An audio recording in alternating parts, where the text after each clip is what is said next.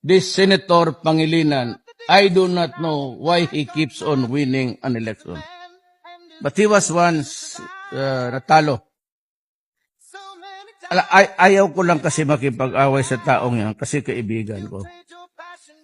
Pero ang ginawa niya, noon kasi sa batas, pagka below 9 ka, wala kang kasalanan talaga, baski anong gawin mo.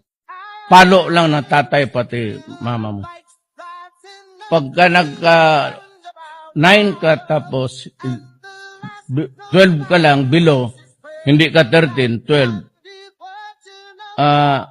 dadalhin ka sa korte at tatanungin ka kung bakit gumawa ka ng masama.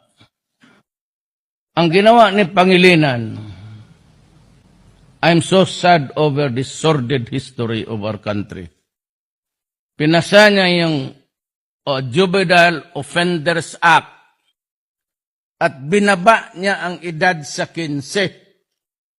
Pagdating mo ng 15, wabaski anong gawin mo, patayin mo yung magpatay ka dyan, maggalaw ka ng mga babae, whatever the crime, robbery with homicide, robbery with rape with homicide, kung anong kasalanan mo, pagdating ng nanay mo, ibigay ka balik sa kanya.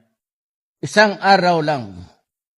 You know, it is good to copy legislations of developing countries. That particular juvenile offender law was copied yung sa New York, pati sa Washington. Doon, pag nakasala ang bata, hindi nire-release. Kung talagang pilyo, may mali siya, yan pagkain siguro, kung gutom, kung walang damit. Pero yung magbanaksak, manggalaw ng mga babae, kung ano ngayon, magnakaw, hindi yan sila nire-release. In accordance to the law of those countries from which he copied the legislation, they are sent to a correctional facility or halfway house. There, they are lectured on responsibility sa gobyerno mo. Then the sense of accountability sa ginawa mong masama. Kaya ikukulong ka doon at lecturean ka. Hindi kulungan yan. Correctional. I-correct ka lang. Correctional facility.